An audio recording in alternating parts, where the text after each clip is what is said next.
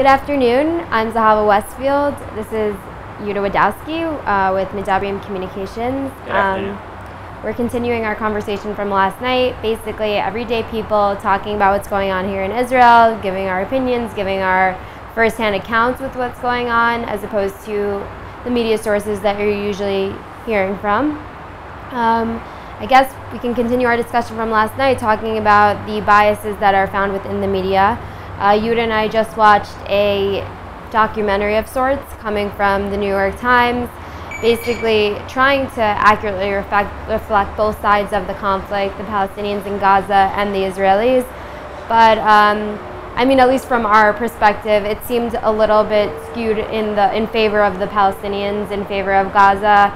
It was almost like we were being punished for not having as many deaths because we work very hard to defend our citizens and the Iron Dome. Well, one of the things that they really kind of left out was the fact of how many missiles really were sent into Israel, not only now in this operation and what caused this operation, but over the past couple of years. You know, this is already our third or fourth operation going into Gaza because of missiles that they keep on sending. And we're going back already before the disengagement. Even then, they were still shooting missiles at us, and every time we kept on going in, trying to stop, they said, we're going to stop, you know, shooting missiles. And every single time after 2 years, they just regained the amount of missiles that they had, and they continued shooting, which really caused us to go in. So what they didn't show was the amount of missiles that have been falling in Israel, that have been shot from Gaza into Israel. And another thing that they were showing, of course, buildings in Gaza that were destroyed. I didn't see any of the buildings that were affected in Israel. I mean, it hit 3 houses. We're not talking about a government, because Hamas is part of the government right now. They're not showing any government buildings being shot. We don't show any. We don't see any army buildings being shot. We see civilian houses being hit. Buildings where kids live, parents, people, everyday people, just like you and me, and that they didn't show really in the video. Right. Well, I mean, one of the things that disturbed me most was they featured a resident of Gaza saying that Israelis are specifically targeting civilians, when I think it's pretty much known to anyone who's looking at accurate sources that Israel is doing all it can to avoid civilians.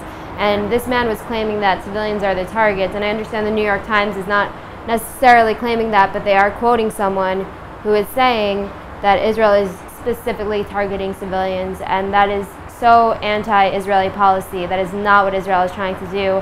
That is, on the contrary, what Hamas is trying to do, target civilians. Right. Another thing is that it's funny because the Hamas spokesman actually went out and they say on one end that they don't get any warning, according to the video by the New York Times, yet the spokesman went out and said specifically, when you get a warning, do not leave. Stay as a human shield. This way the Zionists won't bomb the building. So either, what is it? It did work in one case.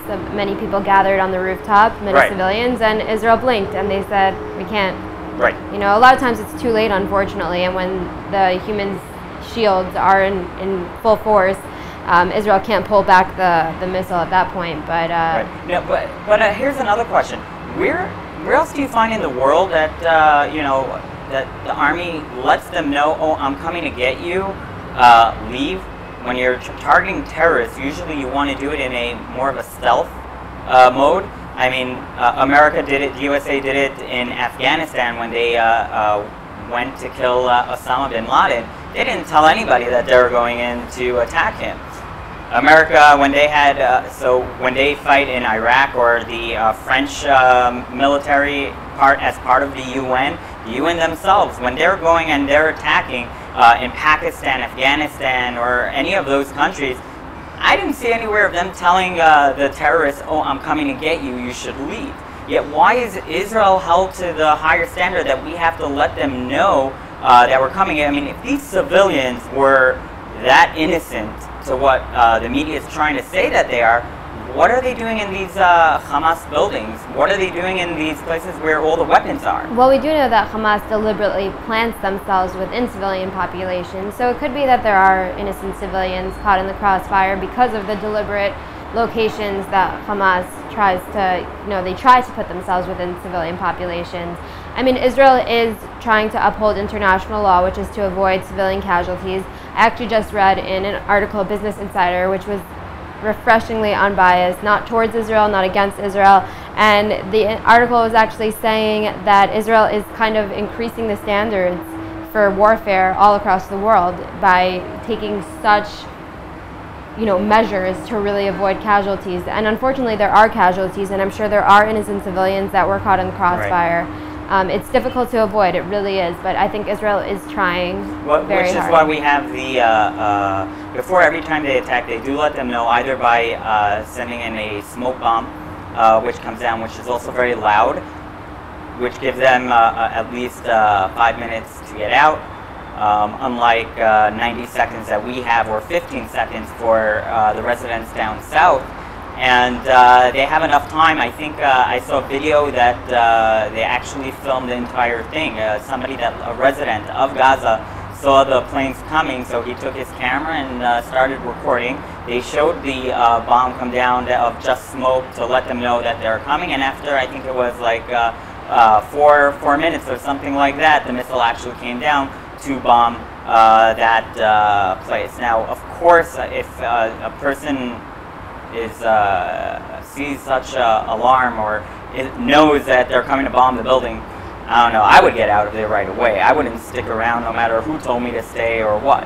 Yeah, I mean, same here. They also employ the regular old phone call method. Right. I've heard they've called civilians and they warned them, because their real goal is not to even harm the families of terrorists. It's really to just get rid of the launchers, get rid of all the weaponry, get rid of the intelligence that Hamas has, and try to prevent as many Israeli deaths and injuries as possible. Right.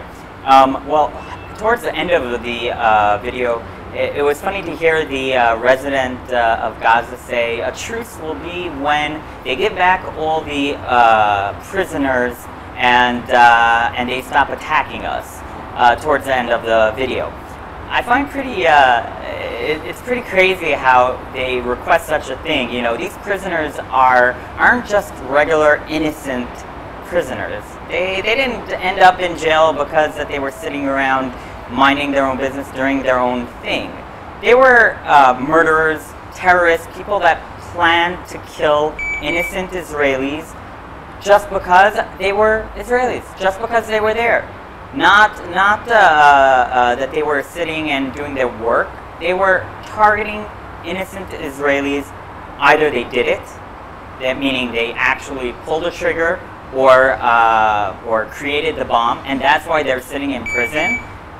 Why would we do such a thing and giving back these murderers to them as if that will stop the rockets? That, I think, would actually continue it. I mean, we've done it before, and it hasn't given us good results, positive results. We've traded prisoners before for our own citizens, and usually there are statistics about it. The prisoners who are freed, how long does it take them to go back into their terrorist activities? I mean, it's remarkable how that could be anyone's idea of leading to peace, is to put the people who are violating peace the most back into the free society. Right.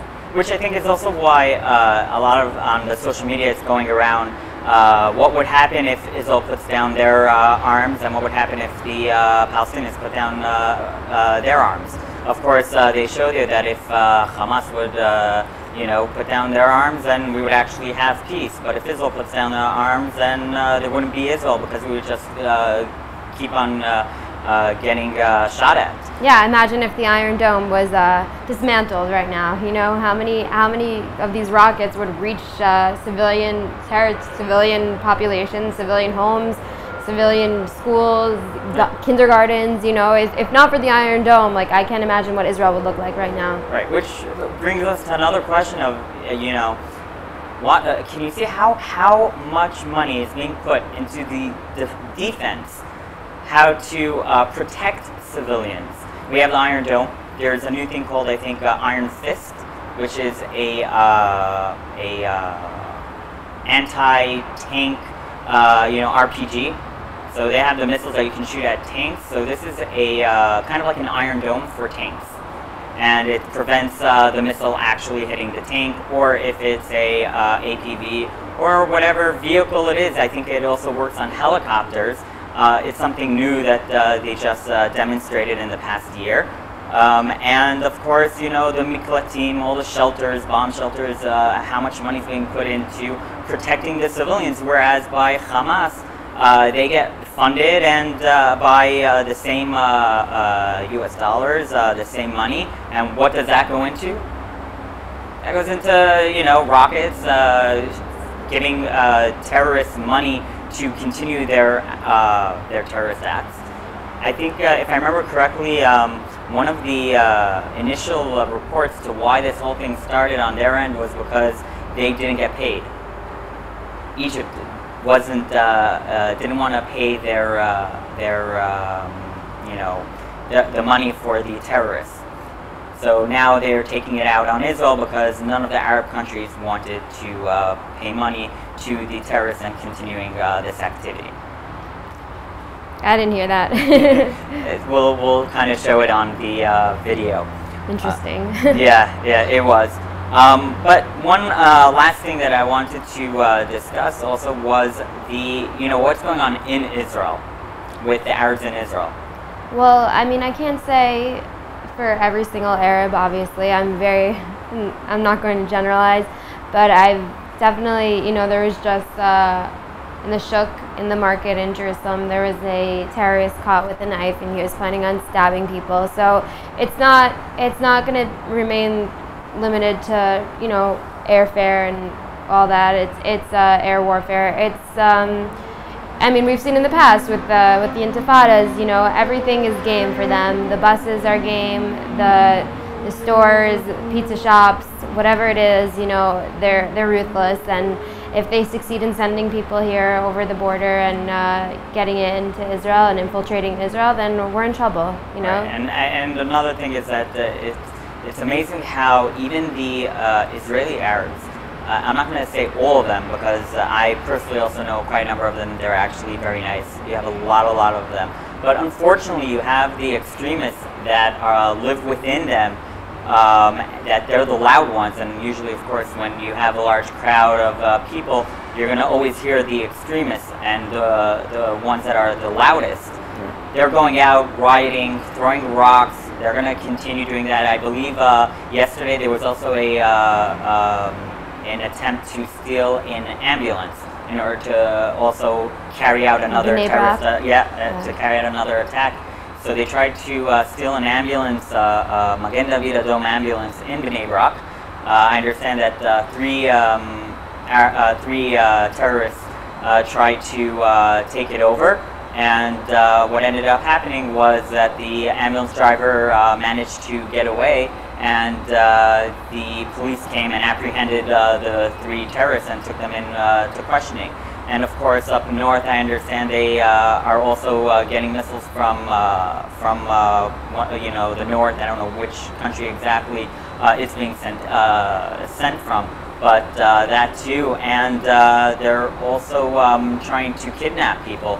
There are a lot of alerts in the Judea and Samaria to people to stay away from hitchhiking and watch out for suspicious people. I know that a Bezek technician was called to fix a telephone malfunction, and when he got there, there were three Arabs that tried to kidnap him. And they have it all caught on CCTV, and they showed how if he wouldn't have just floored the gas pedal, he would have been he would have been kidnapped. And who knows what would have happened? He probably would have been killed. And it's very scary. There's no Iron Dome to protect against stabbings and suicide bombings and kidnappings. And if whether or not you believe that the Jews have a right to be in the territories or not, whether you're for or against that, I'm sure you don't believe that people should be brutally murdered. I'm sure you don't believe that's the solution, and you know it's very scary, and I mean, you know, you can't feel safe right now. You definitely can't. Even within Israel, you always have to, you know, keep your eyes open. You have to be street smart, look around all the time, just to make sure that nobody's out to get you. Yeah, I think it's amazing that in the market in Jerusalem, which I mean, you know, I know it's the busiest place. You know, it's always crowded, hundreds of people. I think it's amazing that they were able to successfully catch a terrorist before he committed any harm. You know, it's really incredible. People are watching. People are suspicious. You know, Israelis, they're trained. They know. Which is unfortunate that we live in such a day and age that you know, you have to be able to look out for it. To look out. Exactly, but that's the way it is. You know, unfortunately, when you live in a place that's constantly under threat, then you have a sixth sense about those type of things. And thank God he was caught before he hurt anyone. Right. And just to finish off about what's going on with the attacks now, I don't know if you heard this morning, they actually shot down a drone, a Hamas drone. So we see really that they're trying to attack us every way possible through the, you know, with the missiles, with through airplanes, through drones, from the sea, which you spoke about yesterday, and also from within Israel. And I just hope that Israel is going to be, you know, smart enough to actually go in and to get rid of the infrastructure that is, you know, to prevent them from carrying out all these attacks, and really the whole planning, the whole strategy behind it, really to get rid of the infrastructure.